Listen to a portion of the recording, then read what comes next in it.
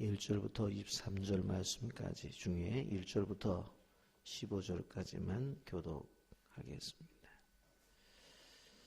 시편 94편 1절부터 15절까지입니다. 여호와여 복수하시는 하나님이여 복수하시는 하나님이여 빛을 비추어 주소서.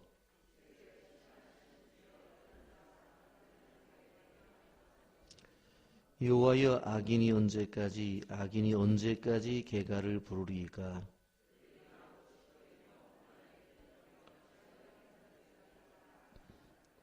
여호와여 그들이 주의 백성을 짓밟으며 주의 소유를 곤고하게 하며 말하기를 여호와가 보지 못하며 야곱의 하나님이 알아차리지 못하리라 하나이다.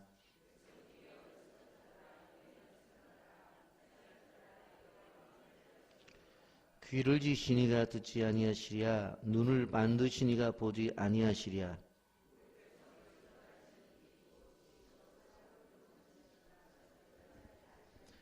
여호와께서는 사람의 생각이 허무함을 아시느니라.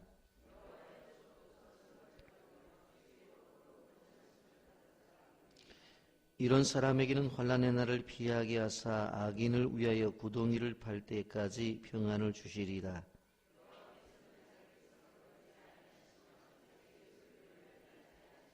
함께 봅니다. 심판이 의로 돌아가리니 마음이 정직한 자가 다 따르리로다. 아멘.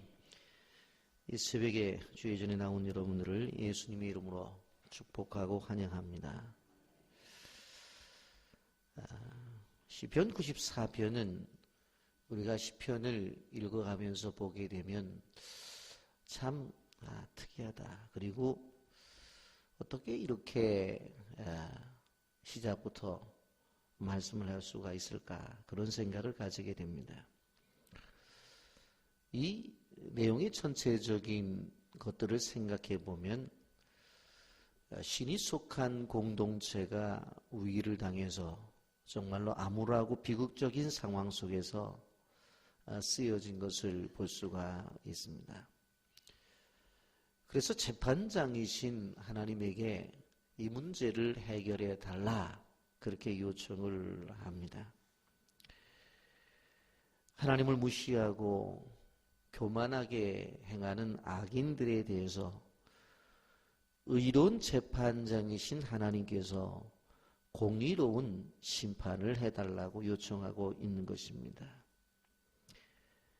여러분, 악인들이 득세하는 것은 언약의 공동체가 세워져 나가고 바로 하나님이 영광을 받으시는 일들에도 합당한 일은 아니었습니다.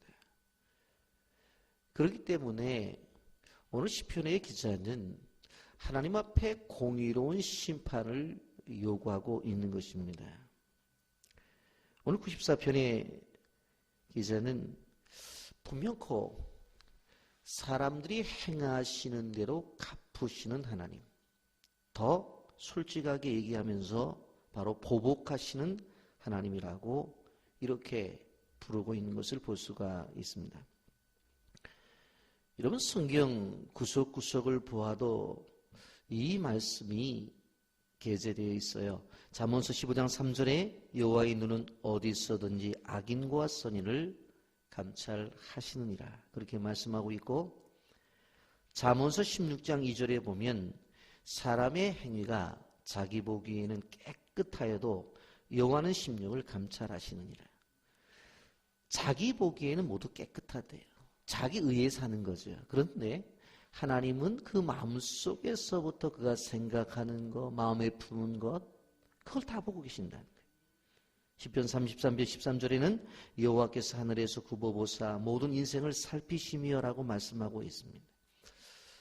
여러분, 1절부터 3절의 내용을 보면 악인에 대한 고발이 나오는 것을 보게 되어집니다. 하나님은 높은 보좌에서 이 세상에서 움직이는 모든 것을 감찰하고 계신 분입니다. 우리가 다 할 수는 없지만 한 가지 기억해야 될 것은 행한 대로 갚으시는 하나님입니다. 행한 대로 갚으시는 하나님. 하나님은 분명 꼭 공정하고 정의로운 분이기 때문에 없는 죄를 있다고 말하시는 분이 아니에요. 그리고 내가 한 것 그 이상으로 하나님께서 더 갚으시는 분이 아니에요. 철저하게 자기 행한 대로 갚으시는 하나님.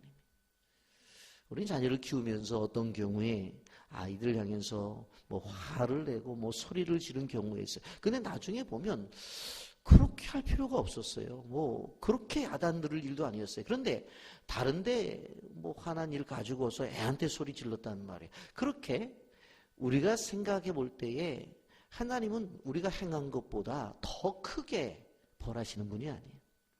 정확하게 계산해서 우리가 행한 대로 갚으시는 하나님이에요. 여러분, 지금 악인들이 개가를 부르고 있습니다. 1절, 2절 다 같이 읽어볼까요? 시작. 여호와여, 복수하시는 하나님이여, 복수하시는 하나님이여, 빛을 비추어 주소서. 세계를 심판하시는 주여, 일어나사 교만한 자들에게 마땅한 벌을 주소서. 여러분, 기도를 해도 어떻게 이렇게 기도를 할 수 있을까? 그런 생각을 가져요. 복수하시는 하나님이요, 복수하시는 하나님이요. 반복하면서 2절에 가서는 세계를 심판하시는 주여, 일어나셔서 교만한 자에게 마땅한 벌을 달라는 것입니다. 여러분, 여기에 복수하시는 하나님이라고 하는 말은 바로 복수는 나에게 있는 것이 아니라 하나님에게 있다는 뜻입니다. 매우 중요한 의미죠. 여러분, 이 세상 속에서 우리 모두가 하나님의 형상대로 만들어진 존재인데, 감히 하나님의 형상대로 만들어진 존재를 향해서 판단하고 심판을 내릴 그러한 사람은 아무도 없습니다. 다른 사람도 내가 하나님의 형상대로 만들어진 것처럼 김집사도 하나님의 형상대로 만들어졌고 오집사도 하나님의 형상대로 만들어졌어요. 더 나아가선 예수를 믿지 않는 사람도 하나님의 형상대로 만들어진 존재예요. 그렇기 때문에 그들이 전도의 대상이에요. 언제 하나님 앞에 돌아올지 몰라요. 함부로 그러므로 우리가 그들을 향해서 판단 못해요. 왜? 그도 하나님의 형상인데. 나만 하나님의 형상입니까? 그렇기 때문에 오직 복수할 것은 누구예요? 하나님 한 분밖에 없다는 이야기입니다. 오늘 시편의 기자는 공정하고 공의로운 분인 것을 알기 때문에 죄를 그냥 지나가시는 분은 아니에요. 악행을 행하는 것들을 그냥 지나가시는 분은 아니에요.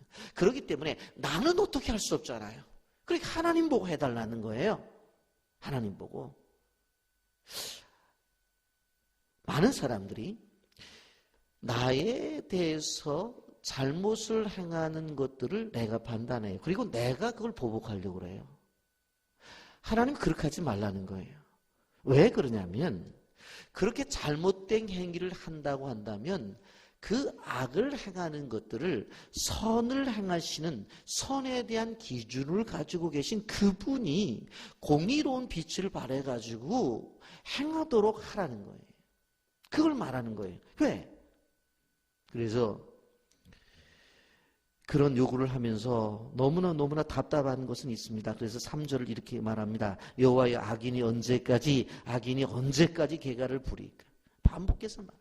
악인이 언제까지 이렇게 개가를 부릅니까?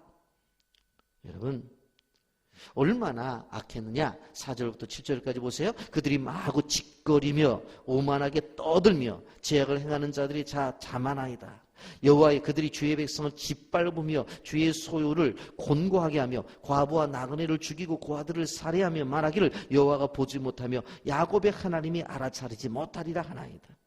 이런 구약 성경에서 불쌍한 사람들은 대표적으로 셋이라고 그랬죠. 부모가 없는 고아, 남편이 없는 과부, 잘 데가 없는 나그네. 이런 사람들을 어떻게 해요?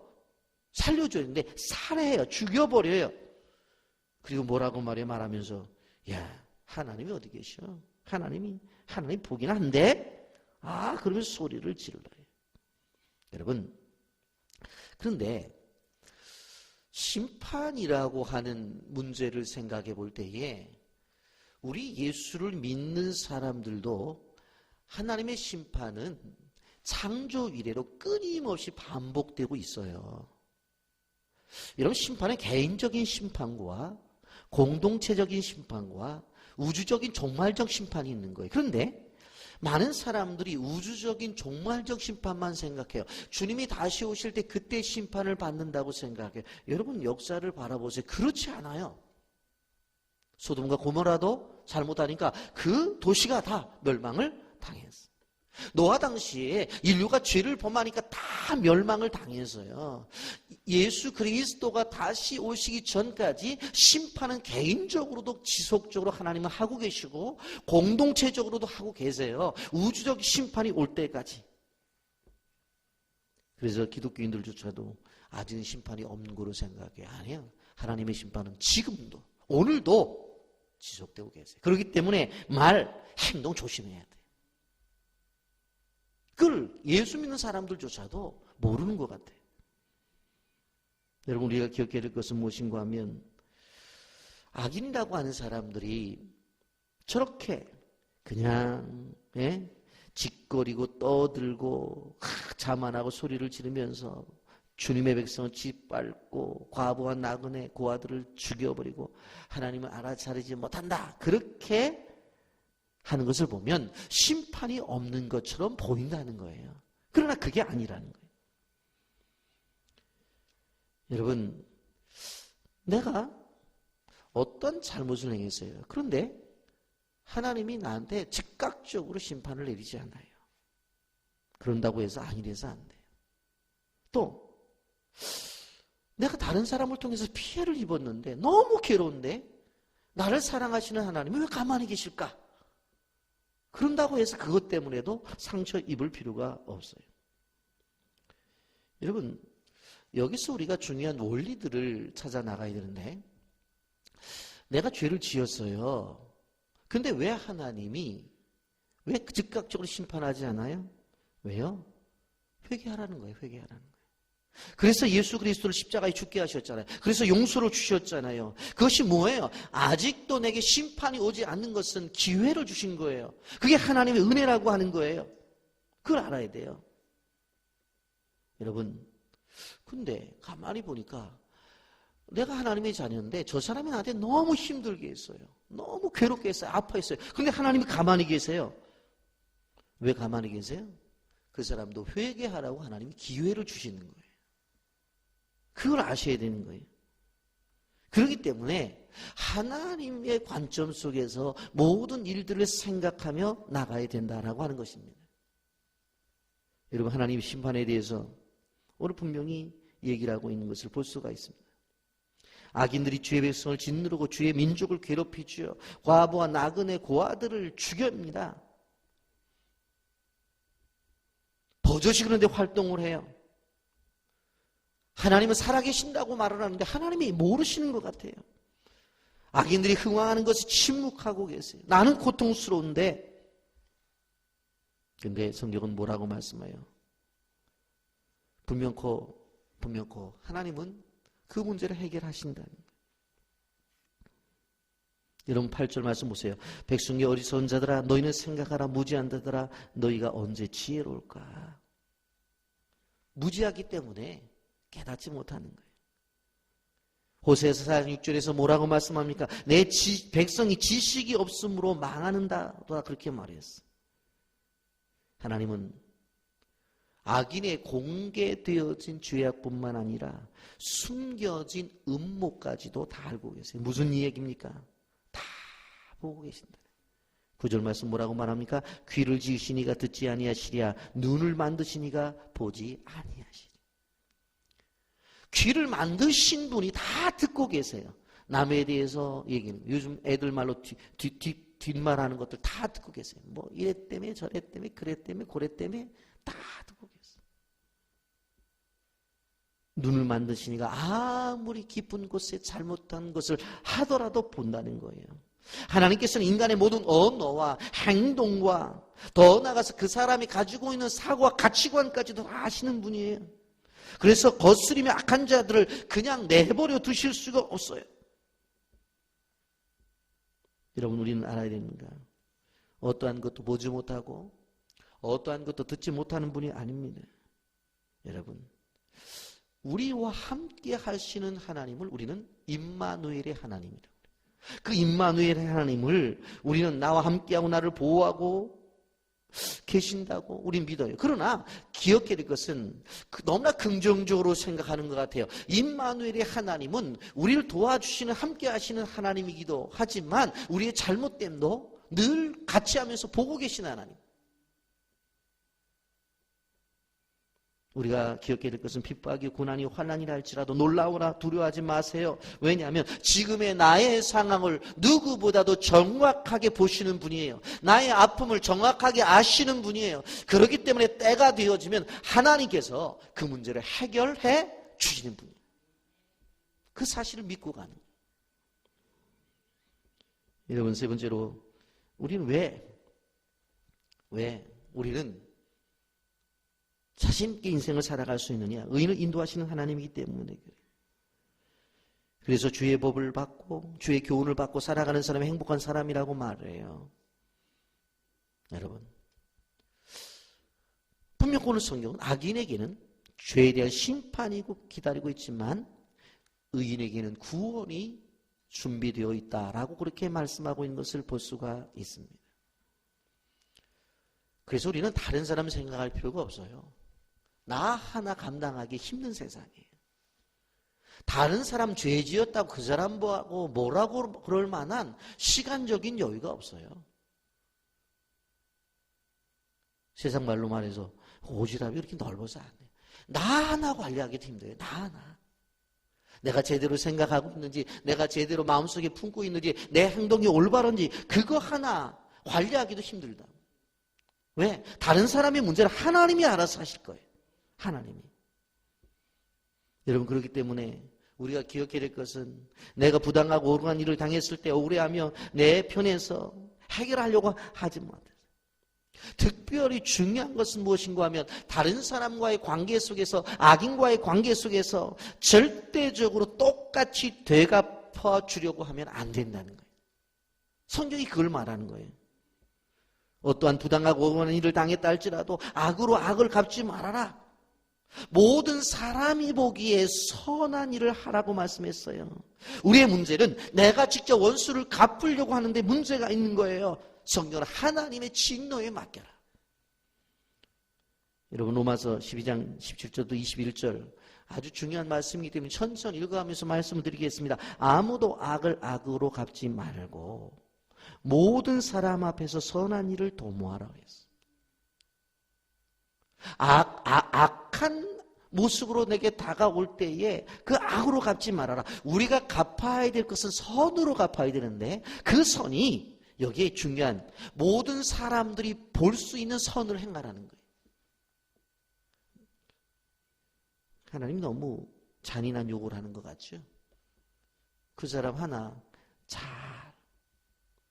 되게 기도하고 그 사람에게 잘 되도록 하는 것들이 다른 사람에 보여져야 된다. 이 말은 뭐냐면 증인이 있어야 된다. 증인이.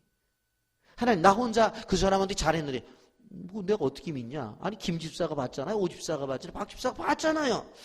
그래서 할 수 있거든 너희로서는 모든 사람과 더불어 화목하라. 모든 사람과 더불어 하라. 그래서 그랬잖아요. 제가 예수 안 믿는 사람과 어떻게 화목해야 돼요? 그래서 전도의 대상이니까 그렇게 생각해야 돼요. 저거 마귀 새끼들, 저거 지옥 가. 그렇게 하지 말고 전도의 대상이기 때문에 가까이 가야 되고, 전도의 대상이기 때문에 따뜻한 말을 해줘야 되고, 전도의 대상이기 때문에 내 것을 줘야 되는 거예요. 그렇잖아요. 그렇게 되면 화목하게 되는 거예요. 내 사랑하는 자들아, 너희가 친히 원수 갚지 말고 하나님의 진노하심에 맡기라. 친히 원수 갚지 말아라. 기록되었을 때 원수 갚는 것이 내게 있으니 내가 갚으리라 주께서 말씀하셨느니라. 내 원수가 줄이거든 먹이고 목마르거든 마시게 하라. 그리함으로 내가 숯불을 그 머리에 쌓아놓으리라. 악에게 치지 말고 손으로 악을 이기라. 저는 여기에서 내가 숯불을 그 머리에 쌓아놓으리라. 도대체 이게 무슨 뜻인가? 제가 목회 초년명 시절에 어떤 분이 와서 목사님, 내가 숯불을 그 머리에 쌓아놓으리라는 말이 이해가 되지 않습니다. 의미가 뭐예요? 라고 질문했을 때 당황했던 기억이 나요. 이 뜻이 뭡니까? 이스라엘 사람들은 자기 집에 불이 꺼지면 어떻게 되어져요? 그 불씨를 얻으러 이웃집에 갔다는 말이에요. 우리나라도 제가 어렸을 때 보게 되어지면 불씨를 어디에다가 화로에다가 담아 놓든지 어디에다가 담아 놔요? 바로 부엌에서 바로 그 불씨를 재 속에다가 넣는단 말이에요. 그러면 그 재 속에 있는 불씨가 있어서 나중에 재를 해치고서 불씨를 꺼내가지고 그것을 다시 밥을 지어요. 다 저하고는 관계없는 세대를 사는 사람처럼 모르는 척 하는데 오래 산 사람들은 아세요. 화로불에다가 불씨 놓고 아니면 불씨를 재에다가 집어넣어가지고 나중에 헤쳐가지고 그 불씨를 끄집어내가지고 또 태우고 그리고 나서 불씨를 속에다 집어넣고 그렇게 했단 말이에요. 이스라엘 사람들도 그랬어요. 그런데 어떤 게으른 여인이 불씨를 꺼뜨렸어요. 그러면 이웃집에 가서 얻어와야 되잖아요. 근데 그것을 얻어오게 되어질 때에 이렇게 말할 수 있잖아요. 아니, 당신은 도대체 어떻게 됐길래 집안을 관리하는 여자로서 불씨를 꺼뜨리냐고 그렇게 말할 수도 있는 거고 어떻게 말할 수 있어요? 아니, 이번이 한두 번이냐고 도대체 몇 번째냐고 그렇게 말할 수도 있는 거고 또 안 줄 수도 있는 거잖아요. 그런데 그렇게 하지 말라는 거예요. 뭐라고 말하지 말라는 거예요. 뭐라고 말하냐면 내가 숯불을 그 머리에 쌓아놓으리라. 숯불을 가지고 하는데 머리 위에 쌓아놓으리라고 하는 것은 어떻게 하는 거예요? 따뜻한 기운을 가지고 가라는 거예요. 이스라엘 사람들도 어떻게 머리에 이고 다니거든요. 그 따뜻한 기운을 느끼면서 가져가면서 야 얼마나 기쁘겠어요.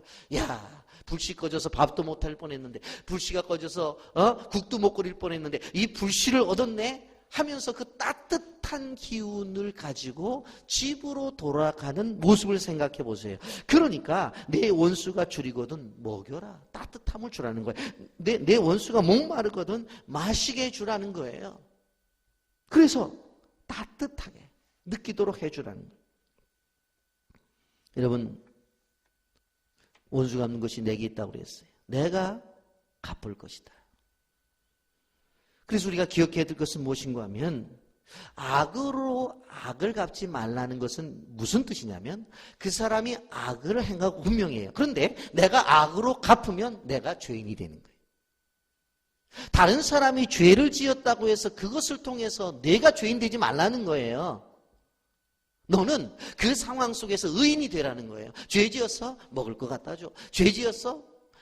목마르면 마실 것 갖다 줘. 끊임없이 우리는 어떤 존재가 되어져야 돼요. 다른 사람은 악을 행하더라도 그 일로 인해서 내가 똑같은 죄인이 되는 것이 아니라 나는 의인이 되어지는 그런 사람이 되어져라. 그걸 말하는 거예요.